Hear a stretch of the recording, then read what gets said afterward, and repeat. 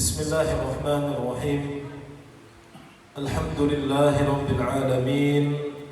Allahumma salli wa sallim ala sayyidina Muhammad wa ala alihi wa sahbihi ajma'in. Amma ba'du.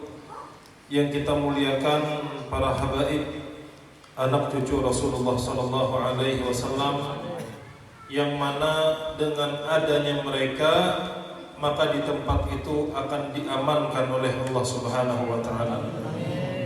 Begitu pula yang kita muliakan para alim ulama, guru-guru agama, yang mana mereka itu adalah warasatul anbiya, pewaris daripada para nabi.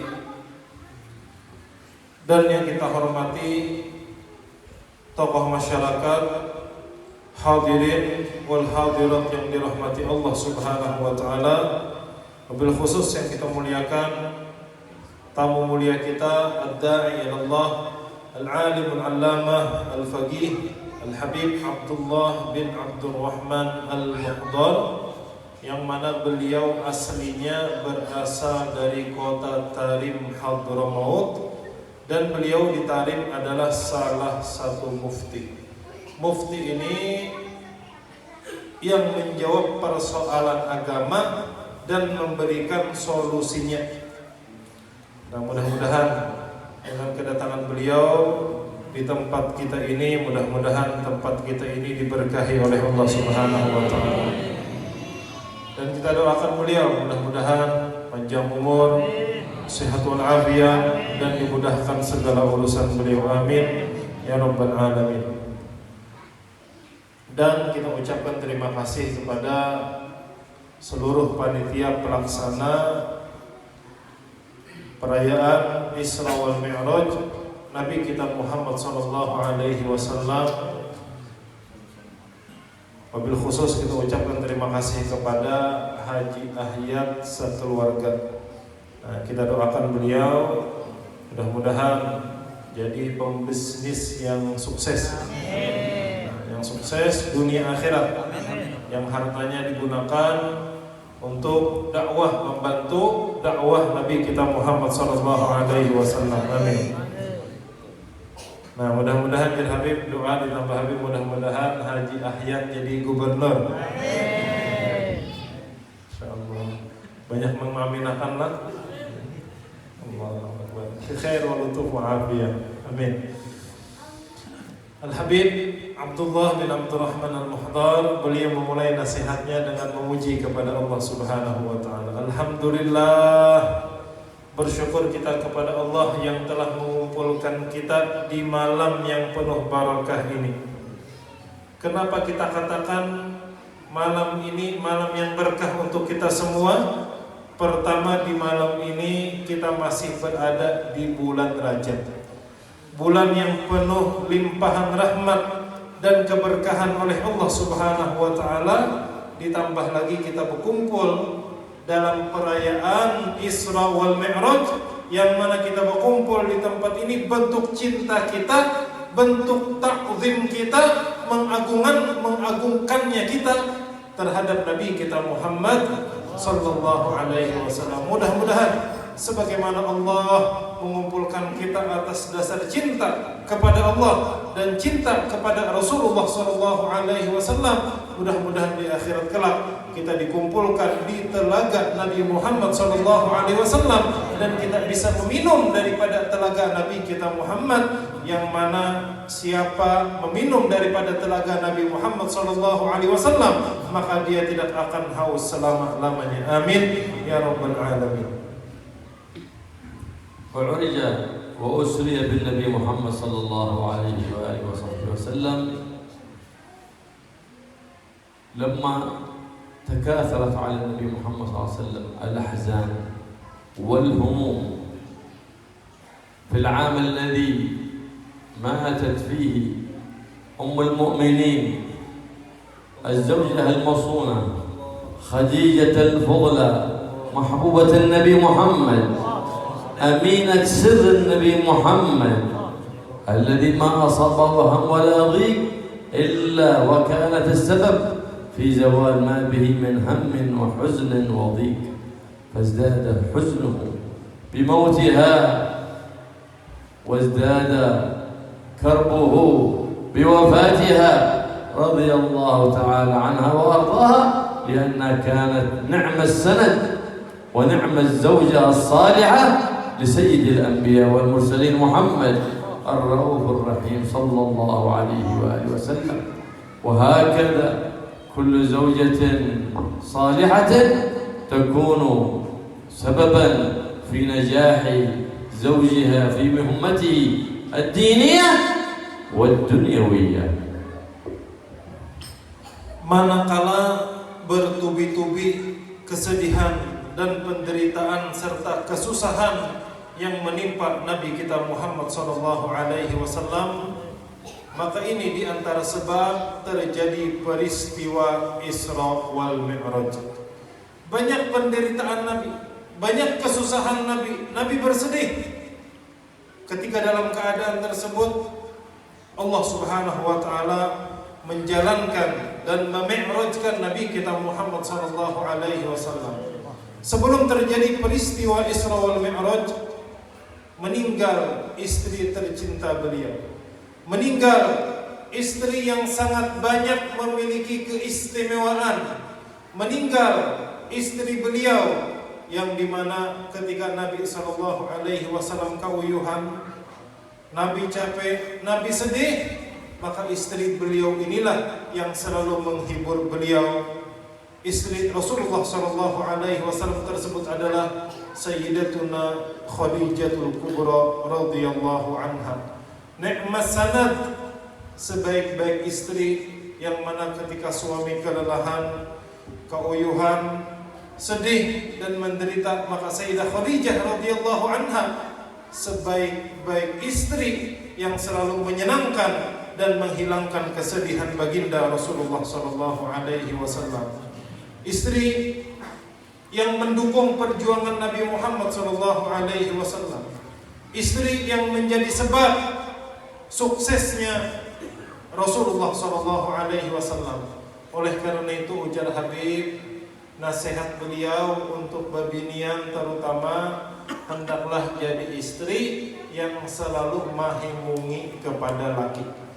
Amun laki bulik bagawi keuyuhan, nah makanya disenangi lah. Diapain? Nah dipusuti lah, nah diuruti, apalagi dimakani, diguringakan bulan. Jadi laki boleh ke rumah keuyuhan, maka kayak apa caranya? Sekiranya laki ini senang. Jangan laki boleh begawi keuyuhan dimamai, sakit kepala laki.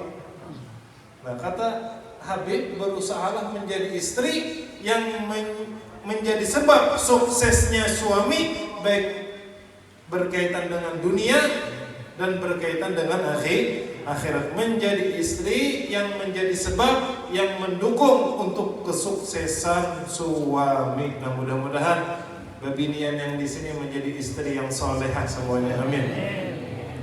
Idza ra'ayna rajul mustaqim fi dinihi محافظ على صلاته ناجح في عمله، نعلم حينئذ أن وراءه زوجة صالحة تعينه على دينه وعلى دنياه، فإن الزوجة الصالحة نعمة من الله سبحانه وتعالى، كما قال النبي محمد صلى الله عليه وسلم: ما أوتي المؤمن بعد تقوى الله خيرا من زوجة صالحة.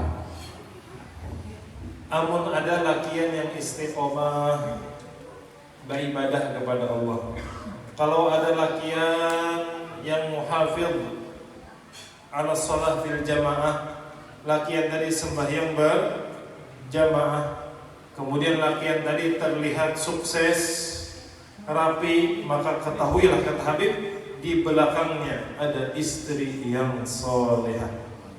Jadi amun laki pina ada kekaruan tuh, berarti bininya tuh pada jelas ya sebenarnya. Ya kan?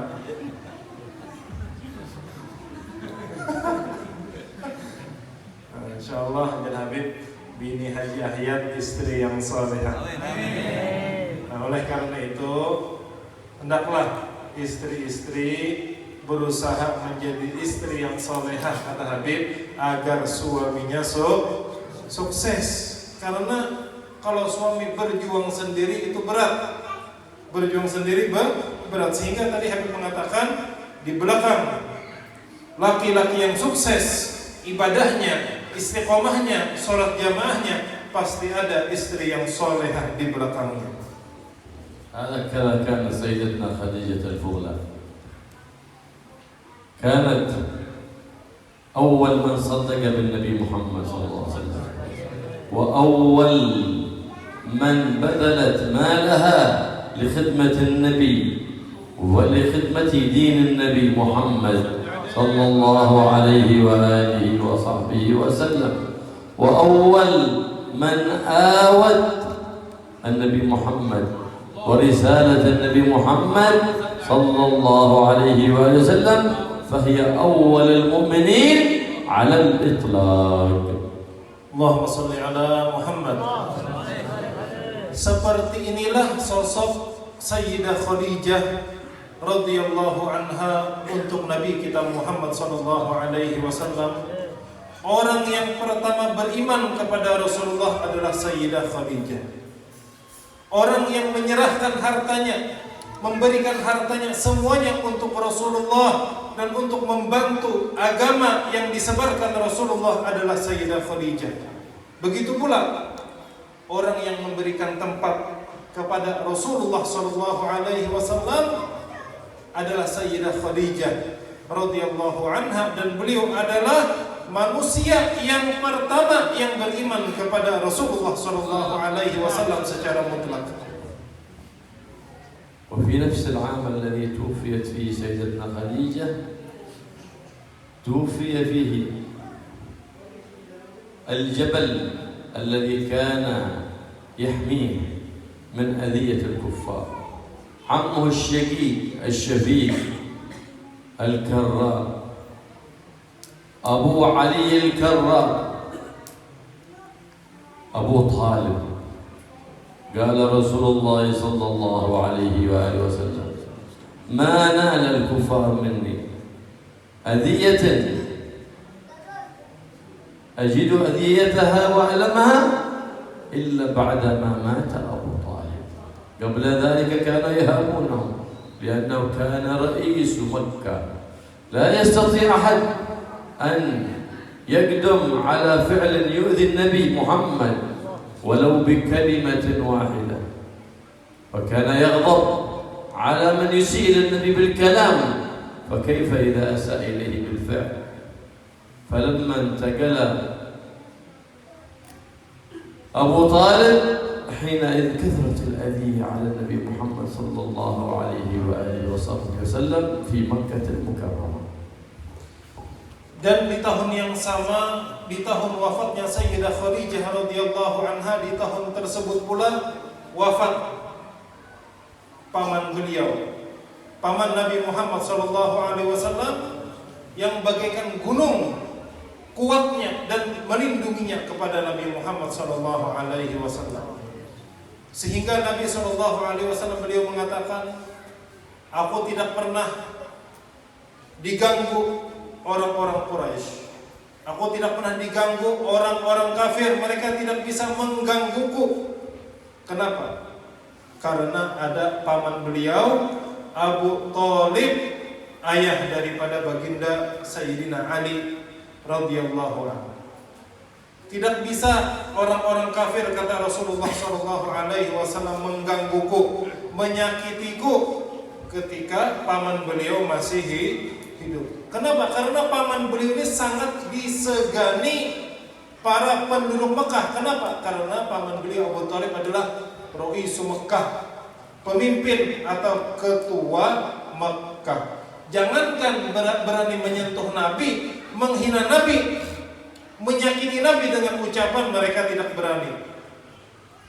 Mereka tidak berani. Tetapi ketika wafat Abu Thalib, paman Nabi sallallahu alaihi wasallam, maka ketika itu mereka berani menyakiti Nabi Muhammad sallallahu alaihi wasallam. اشتد على النبي محمد صلى الله عليه وسلم الحزن في ذلك العام الذي توفي في سيدنا خديجة وأبو طالب حتى سمي ذلك العام عام الحزن. فأراد النبي محمد صلى الله عليه وسلم أن يدعو إلى الإسلام في خارج مكة، فخرج إلى بلد يقال لها الطائف ليدعوهم إلى الإسلام ويدعوهم للخروج من ظلمة الجهل والكفر إلى نور الإسلام ونور العلم، لكنهم ردوه أقبح الرد وأشد الرد، ولم يكتفوا بذلك بل أغروا عليه صبيانهم وعبيدهم ونساءهم يرمونه بالحجارة حتى دميت قدميه، حتى دميت قدماه صلى الله عليه وآله وصحبه وسلم. Sehingga di tahun tersebut Nabi SAW sangat bersedih karena wafatnya istri tercinta beliau dan wafatnya paman beliau, sehingga di tahun tersebut disebut dengan Amul Huzn, tahun duka cita bagi Nabi SAW. Kemudian Nabi keluar dari kota Mekah menuju kota Taif untuk berdakwah, mengajak manusia supaya masuk ke dalam agama Islam. Tetapi apa yang didapat Nabi SAW daripada penduduk Taif ketika itu?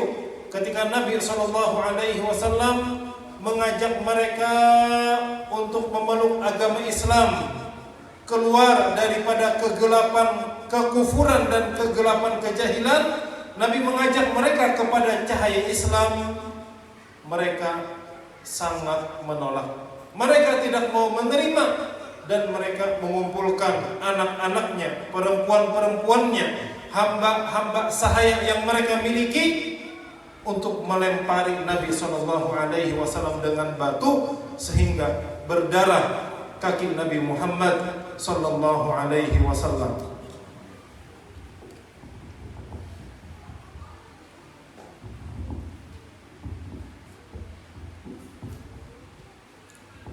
ولم يدعو على أحد النبي محمد صلى الله عليه وسلم، بل وهو يرمى بالحجارة وقدمه تسيل دم، يقول اللهم اهد قومي فإنهم لا يعلمون.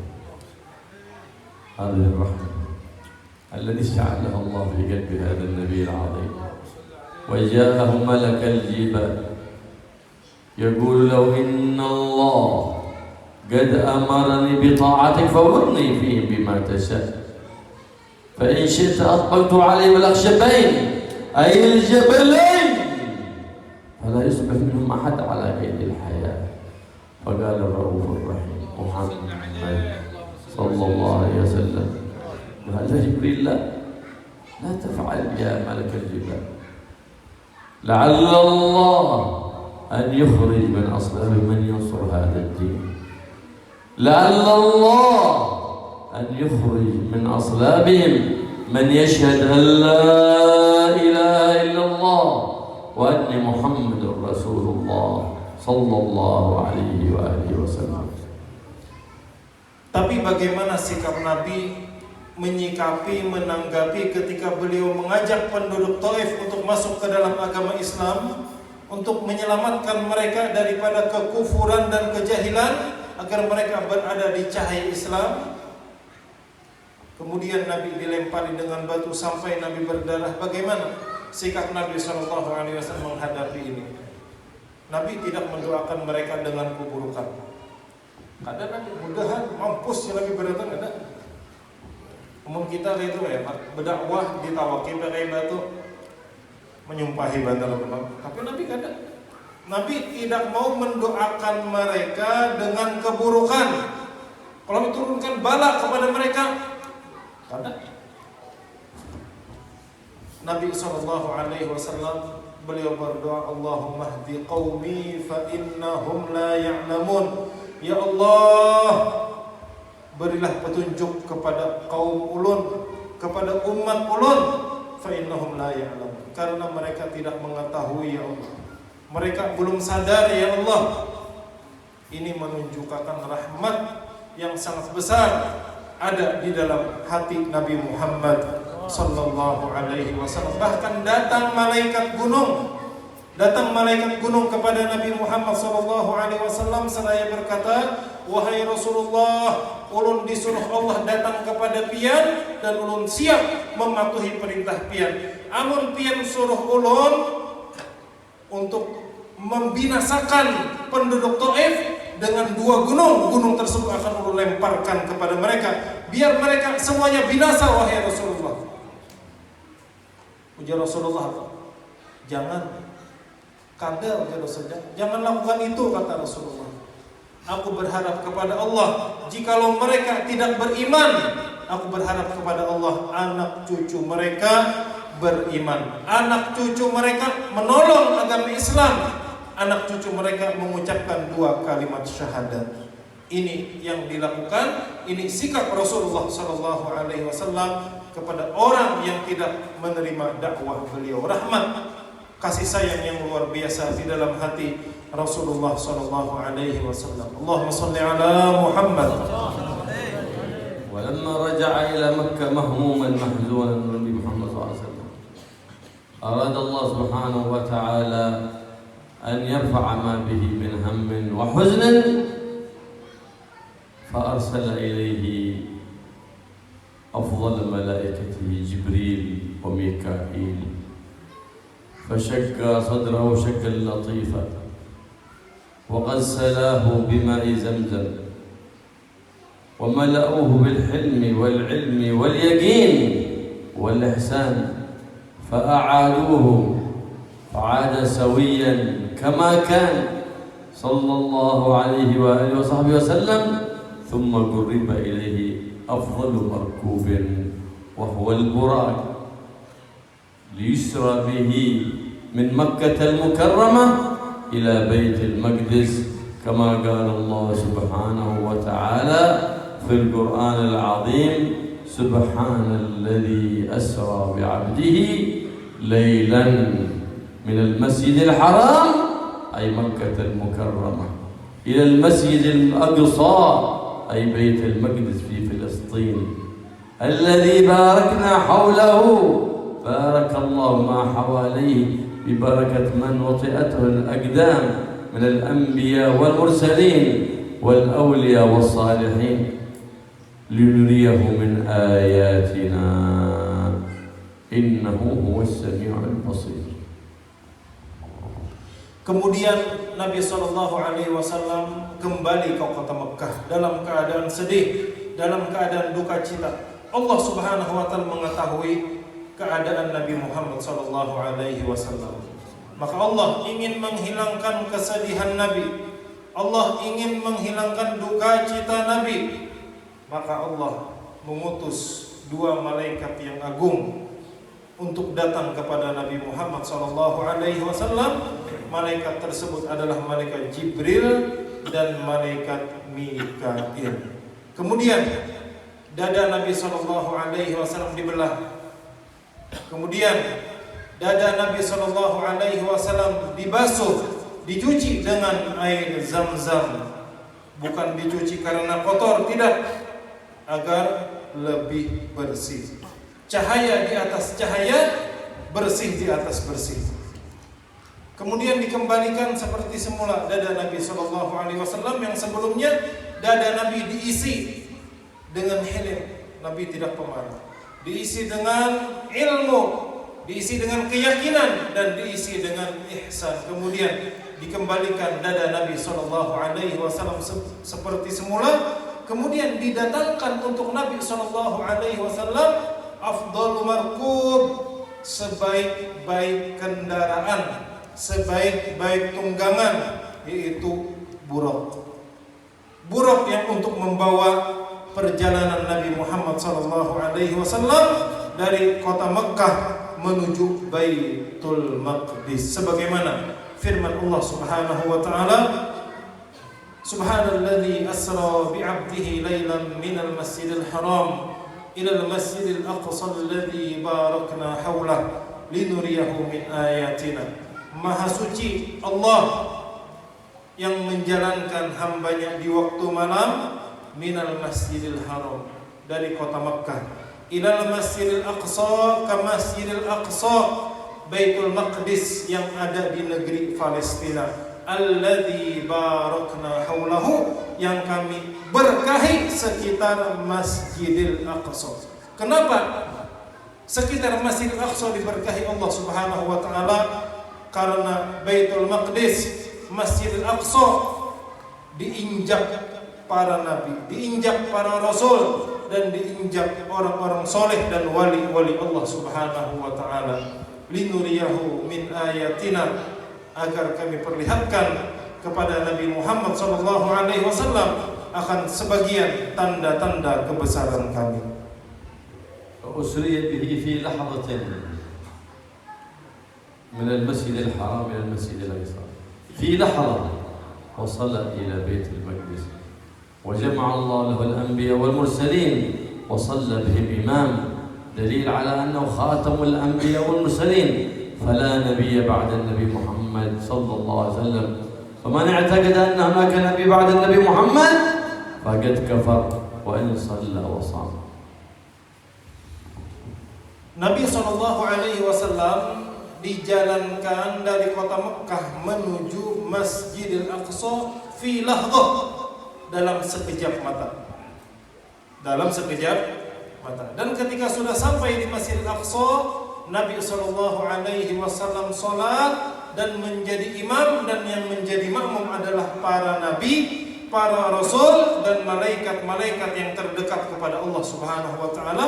Ini menunjukkan bahwasanya Nabi kita Muhammad sallallahu alaihi wasallam, beliau adalah khatamul anbiya wal mursalin, penutup daripada para nabi dan rasul. Begitu pula beliau adalah imamul anbiya wal mursalin, pemimpin seluruh nabi dan rasul, dan beliau adalah nabi terakhir. Dan kata Habib, tidak ada nabi setelah Nabi Muhammad sallallahu alaihi wasallam. Barang siapa berkeyakinan ada nabi setelah Nabi Muhammad sallallahu alaihi wasallam, faqad kafar, dia sudah kafir, dia sudah keluar daripada agama Islam. Wa in shalla wa sham, meskipun sembahyang, meskipun puasa. فلما أخبر النبي محمد صلى الله عليه وسلم أهل مكة أنه أسري به البارحة إلى بيت المقدس، كذبوا النبي محمد صلى الله عليه وسلم فما صدقوه. وأسري به في ليل فقالوا هذا من مكة إلى بيت المقدس نمشي بالجمال شهر ولا نصل إلى تلك البلاد، وأنت في ليلة واحدة ذهبت ورجعت. فقال نعم. إذا صليت بيت المقدس؟ قال نعم. وقال إذا صفه لنا. وسري بالنبي في ليل وما ذهب ليرى كم أبواب وكم نوافذ وكم أعمدة، صفه لنا. فسكت النبي محمد صلى الله عليه وسلم. فأمر الله سبحانه وتعالى سيدنا جبريل يحمل له بيت المقدس، لأن هذه معجزة فوق العقل، فوق عقل الإنسان. حتى جيء ببيت المقدس إلى مكة المكرمة بيجيب قدام النبي محمد صلى الله عليه وسلم، وجبريل يدور به فيوصفه النبي، يقول لهم الجهة الأولى باب كذا، عدد نافذة كذا، في الجهة الأخرى باب كذا، نافذة كذا، في الجهة كذا، أعمدة، عمود، عدد الأعمدة كذا كذا كذا. وصفه قدامه يرى النبي محمد صلى الله عليه وسلم. تعجب الكفار لأنهم كثير الرحلات إلى تلك البلاد، وصفه وصفا دقيقا، وهو ما قد دخل في ذلك المسجد. فتعجبوا، لكنهم غلب عليهم الكفر ولم يؤمنوا بما أخبرهم به النبي محمد صلى الله عليه وآله وصحبه وسلم. Sepulang daripada peristiwa Isra, di pagi harinya Nabi SAW menceritakan kepada penduduk Mekah. Diceritakan kepada penduduk Mekah, ujar Nabi, tadi malam aku ke Masjidil Aqsa. Kemudian langsung boleh. Ujar bukan penduduk Mekah, kada percaya kami. Berdusta aja kamu. Berdusta, kalau percaya kami, mana mungkin dalam satu malam dari Mekah menuju Masjidil Aqsa kemudian balik. Kami, kata mereka, kami 1 bulan naik onta, ya ada sampai juga. Nah, 1 bulan naik onta dari Mekah menuju Masjidil Aqsa, Baitul Maqdis, kada sampai kami. Ikamlah. Jangan ngapain? Ikamlah. Kada sampai 1 malam bisa langsung bolak-balik PP bisa. Kada percaya kami. Nah, kayak ini aja sudah amun ikam bujur juga nih ke Masjidil Aqsa malam tadi, masuk ke dalam sana sembahyang di dalam itu. Coba gambarkan kepada kami bagaimana Masjidil Aqsa secara detailnya. Detailnya kayak apa? Nabi kan ke Masjidil Aqsa sembahyang. Ini anak detailnya, berapa tihangnya, berapa pintunya, kayak apa jendelanya. Nabi ke Masjidil Aqsa sembahyang kadang yang menghitungi tihang masjid. Nang kita gina berapa pintunya kada dihitungi kita. Berapa tihangnya ada tahu. Nabi di Masjidil Aqsa sembahyang. Maka terdiam Nabi ketika ditantang orang-orang kafir, ini yang menikah bujur. Tolong gambarkan kayak apa detailnya Masjidil Aqsa, berapa tiangnya, di arah kanan, kiri, timur, barat, bagaimana jendelanya, berapa pintunya, bagaimana bentuknya. Tadi yang Nabi kita Muhammad SAW. Kemudian datang malaikat Jibril membawa Masjidil Aqsa. Datang malaikat Jibril, ditugaskan Allah membawa Masjidil Aqsa ke hadapan Nabi Muhammad SAW. Tapi yang melihat cuma Nabi Muhammad, yang lain kan melihat. Ini namanya mukjizat. Mukjizat ini amun otak kita, akal kita bebaya sampai ngalih menerima. Mukjizat ini perkara iman. Beriman kita. Nah, jadi dibawa malaikat Jibril Masjidil Aqsa. Kemudian diputar malaikat Jibril. Diputar supaya Nabi melihat dengan detail. Kemudian disebutkan ujian Nabi, di sisi ini pintunya jumlahnya sekian, jendelanya seperti ini. Diputar Jibril pulang, seperti arah ini, bentuk jendelanya seperti, pintunya sekian, tihang masjidnya banyaknya seperti ini. Ujar Nabi SAW. Nabi menyebutkan tentang Masjidil Aqsa dengan detail.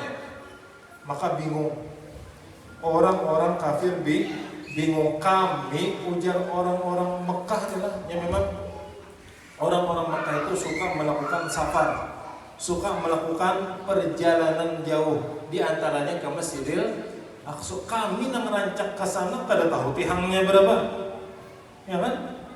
Kita nih ke masjid pernah hitungi tihang kan? Nah, karena dia namun sembahyang nih hitungi tihangnya lah, lawangnya berapa nih hitungi. Nah, kita aja sholat kan kada menghitung itu. Bingung orang kafir. Kami ini rancak ke Palestina, kami aja kada tahu. Ini tahu betul tentang Masjidil Aqsa, bagaimana gambaran secara detailnya. Mukjizat. Tapi mereka namanya sudah kafir. Dasar kafir kayak apa tadi?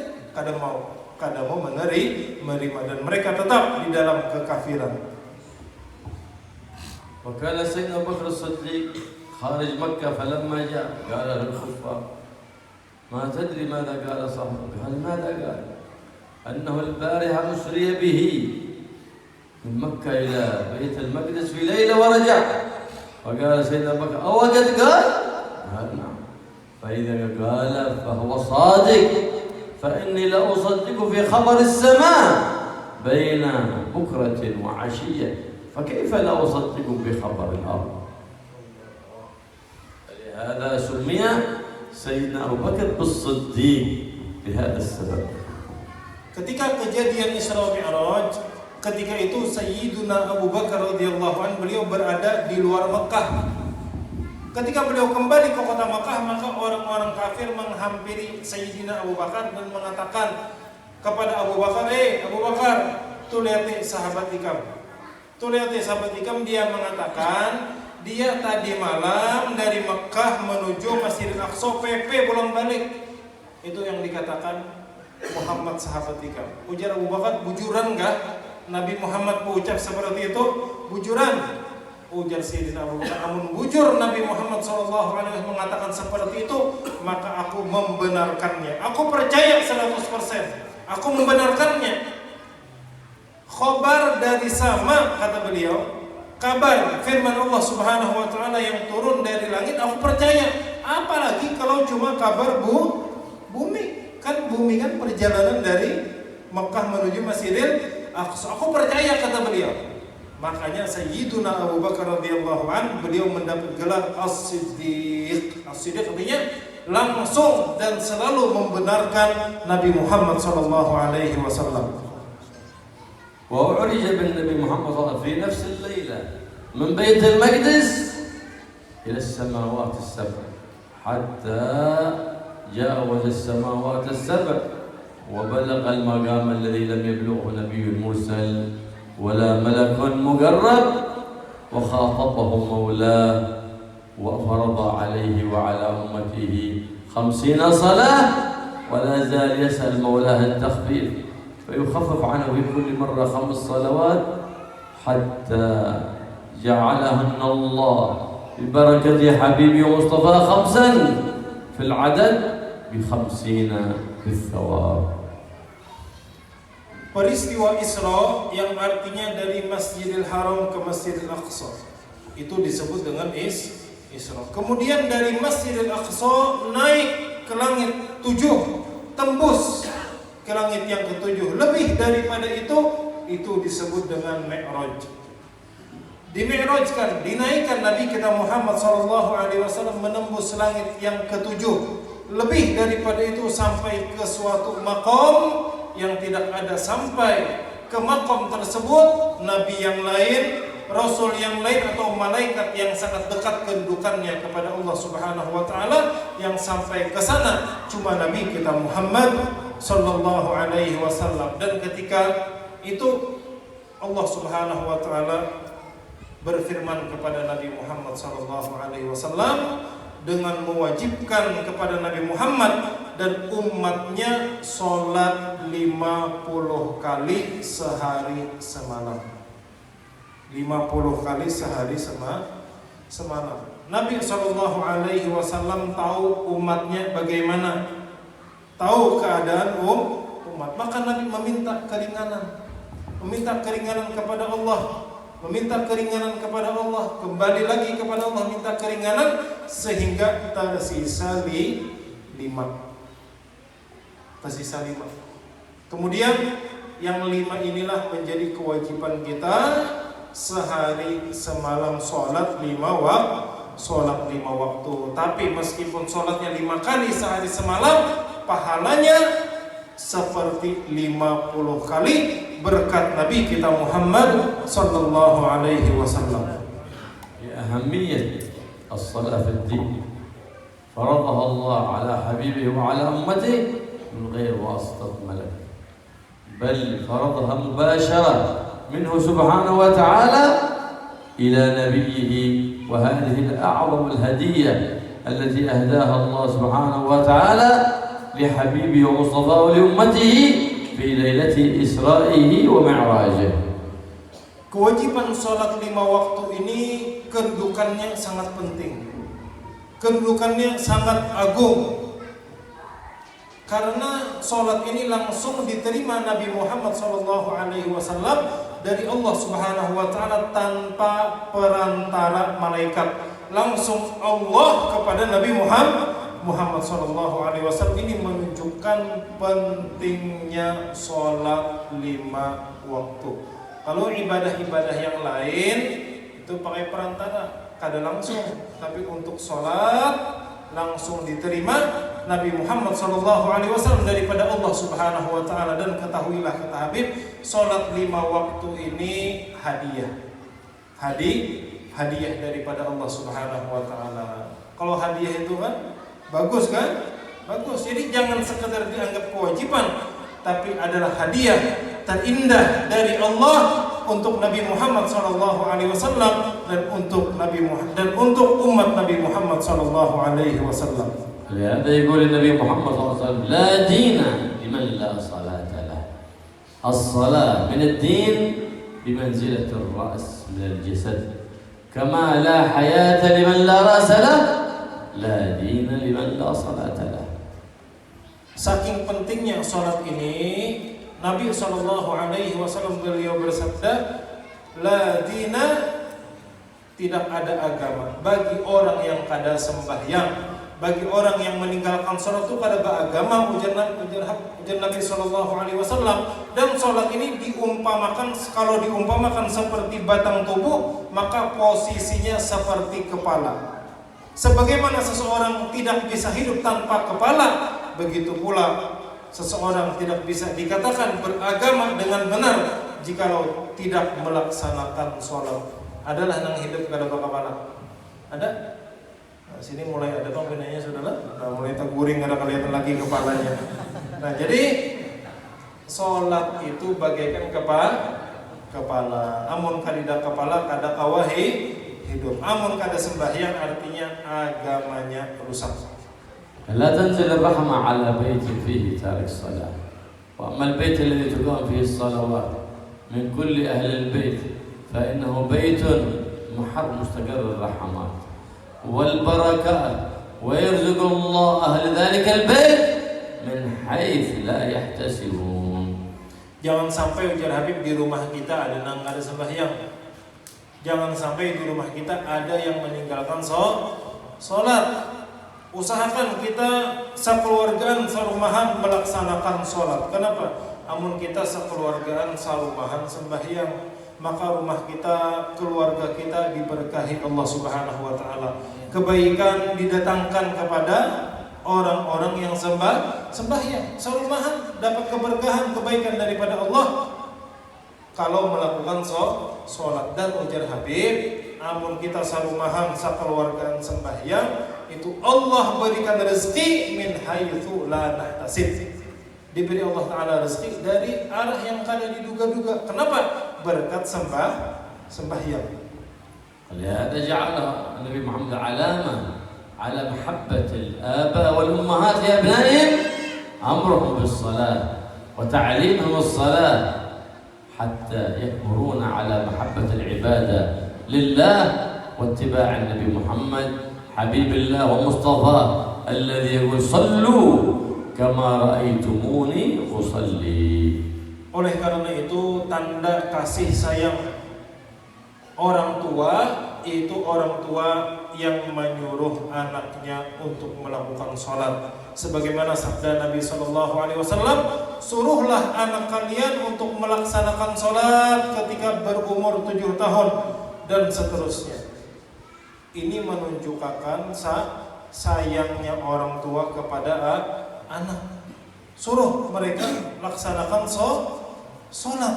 Dengan melaksanakan sholat, maka anak tadi itu mulai halus disuruh sholat, maka dia sampai besar dia akan terdidik dengan pendidikan sholat. Sampai gana dia tidak akan mau meninggalkan sholat. فقال رسول الله صلى الله عليه وسلم مروا أولادكم بالصلاة ل7 واضربوهم على تركها ل10. أي ضرب خفيف، ضرب المحبة.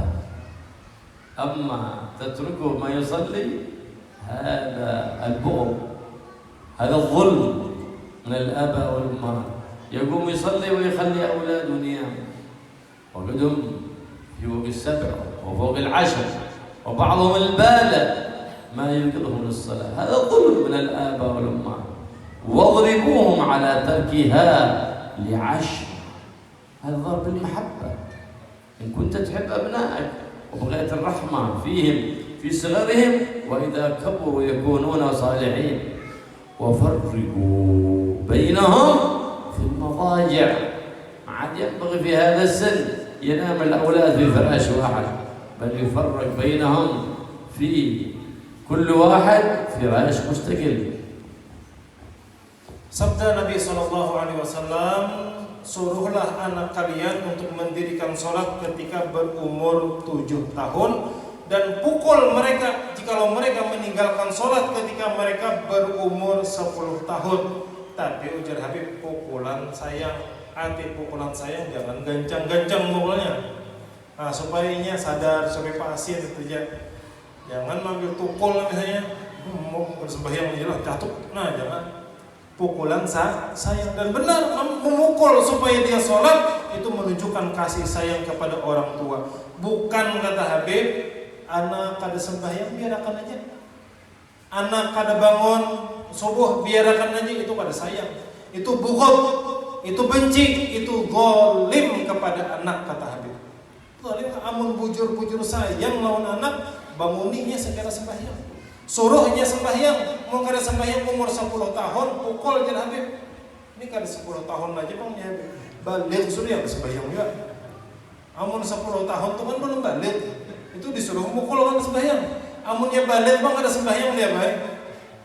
Nah, dia baik balik kada sembahyang itu parah banget. Nah, Habib wafariquhum fil madaji. Nah, di antara nasihat Nabi SAW, pisahkan mereka dari tempat-tempat tidur mereka. Artinya masing-masing tilamnya masing-masing. Kalau sudah berumur 10 tahun itu guring jangan digabung lagi, jangan. Pisah ranjang, pisah tilam. Yang anak lah jangan kuitannya ada anak maksudnya. Nah, anak-anak kalau sudah 10 tahun pisah mereka dari kasur-kasur mereka. Jangan satu kasur berdua, jangan pisah. Ini pendidikan Nabi SAW. Mulai 7 tahun sudah disuruh sembahyang, 10 tahun tetap suruh sembahyang, namun kada sembahyang dipukul, dan pisah mereka di tempat dari masing-masing mereka di tempat tidur. Ini pendidikan Nabi SAW agar tumbuh anak-anak kita menjadi anak yang soleh dan solehah.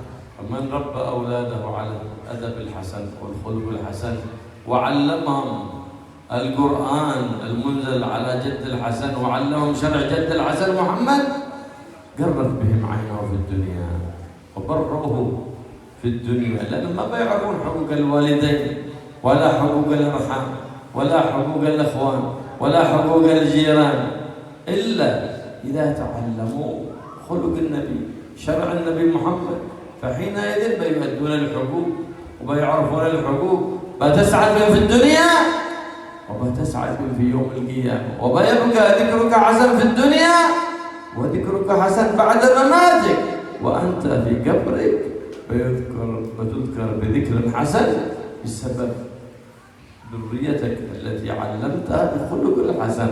والله يوفقنا وإياكم للخلق الحسن ويوفقنا لتربية أولادنا على الخلق الحسن والمنهج الحسن، منهج جد الحسن محمد صلى الله عليه وآله وسلم. Allahumma shalli wa sallim wa barik alaihi wa ala alihi. Di sini kan ada yang sudah kawin, ada yang beranak. Pian ingin punya anak yang bakti, hendak apakah ada bisa anak yang soleh? Belum kawin kan lagi belum pilih-pilih atau belum beranak kan? Nah, pengen apakah ada bisa anak yang soleh dan solehah?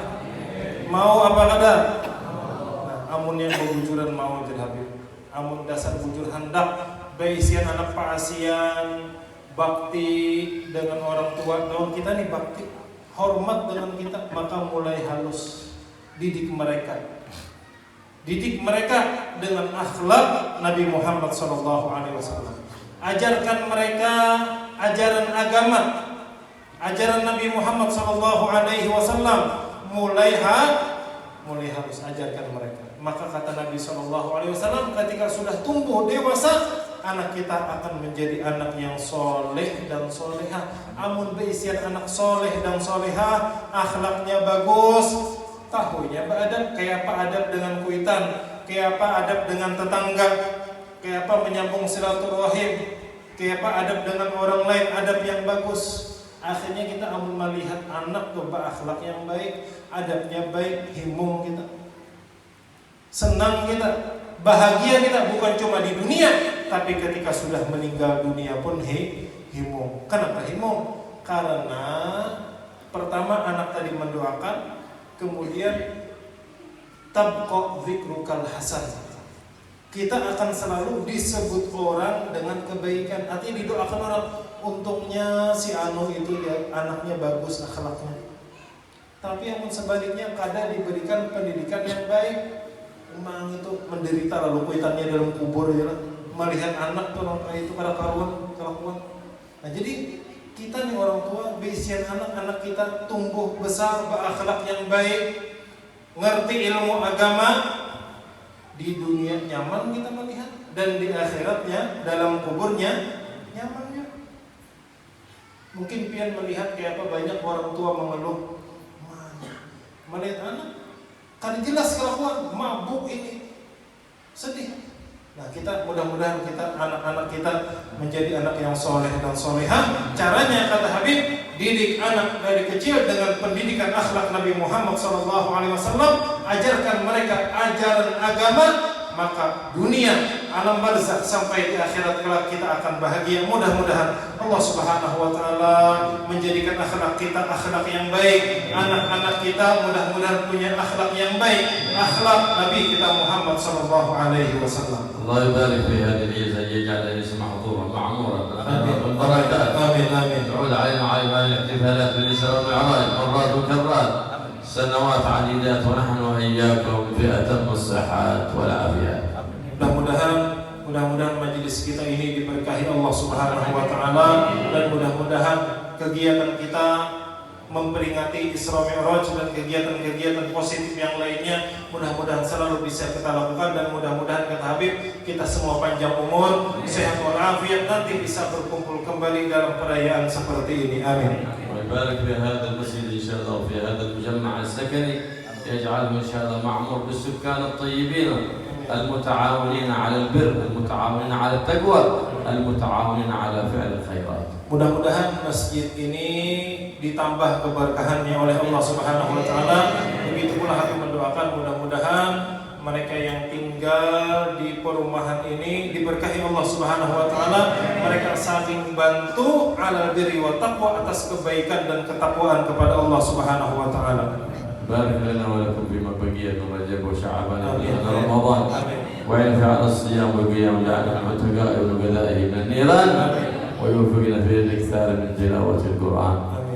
Mudah-mudahan sisa-sisa hari di bulan Rajab ini adalah sisa-sisa hari yang penuh keberkahan untuk kita dan mudah-mudahan nanti di bulan Syaban kita diberkahi Allah Subhanahu wa taala dan mudah-mudahan kita semua panjang umur, sehat walafiat berjumpa dengan bulan suci Ramadan dengan niat puasa, salat tarawih, membaca Al-Qur'an dan mudah-mudahan kita termasuk orang-orang yang dibebaskan Allah, dijauhkan Allah daripada siksa api neraka. Amin ya rabbal alamin. اللهم يا من وفقنا الخير الخير واعلم عليه وفقنا الخير وعنا عليه. اللهم لبيك ونعمتك ولا تجعلنا حصاد نعمتك.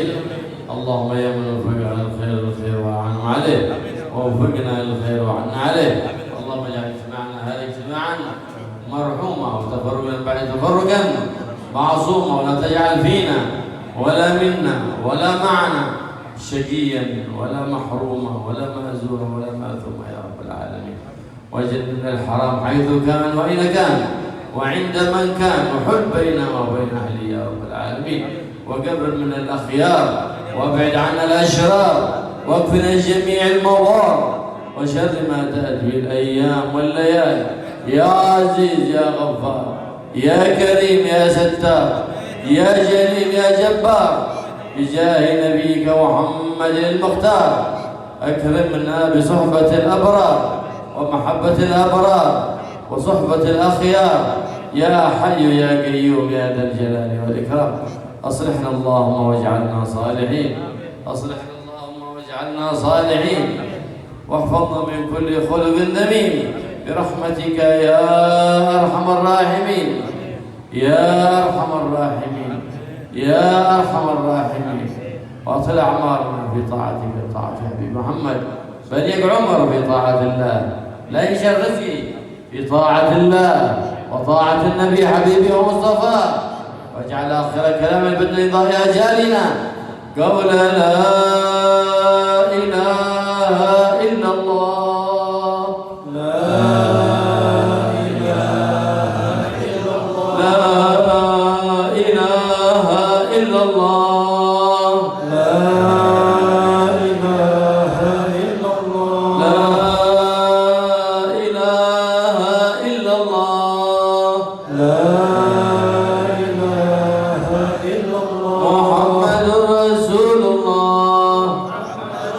صلى الله عليه وسلم بحق عينيه وعلينا نموت وعلى الله تعالى من الآمنين. اللهم احينا عليها يا حي وأمتنا عليها يا مميت وعذنا عليها يا بائد. اللهم ثبتنا في قلوبنا واغفر بيننا وصلح بها قلوبنا وقوالبنا صل بها نياتنا ومقاصدنا واغفر بها ذنوبنا واستر بها عيوبنا واصلح بها قلوبنا يا رب العالمين. يا حي يا قيوم يا ذا الجلال والإكرام ارحمنا والحاضر الناظرين والسامع برحمة من عندك تغنينا بها عمن سواك. يا حي يا قيوم يا ذا الجلال والإكرام ارض بنا وبهم يا لطيف يا لطيف يا لطيف بلطفك الذي وسع أهل السماوات وأهل الأرض ارض بنا وبهم يا لطيف بلطفك الخفي الخفي الخفي الذي من لطفت به كفي طب بنا وبهم يا لطيف يا لطيف يا لطيف بلطفك الخفي إنك قلت وقولك الحق. الله لطيف بعباده يرزق من يشاء وهو القوي العزيز. يا عزيز يا عزيز يا عزيز اكفنا الآليات والبليات والعاهات والظاهرات والباطنة واجعلنا في حصل عصير جميع الآليات حرز المكي من الذنوب والخطيئات لنا من مضى فضيله. يا حي يا قيوم في البليات قبل خروجها من السماء وقبل نزولها من السماء وقبل خروجها من الأرض برحمتك يا أرحم الراحمين. حين حياة طيبة حجبنا عما يؤذينا بيدينا ويدينا وانصرنا على عدوك وعدونا وتولنا ببلاد واحمنا بحماك برحمتك يا أرحم الراحمين. وصلى الله على سيدنا محمد النبي وآله وصحبه وسلم والحمد لله رب العالمين بسر الفاتحة.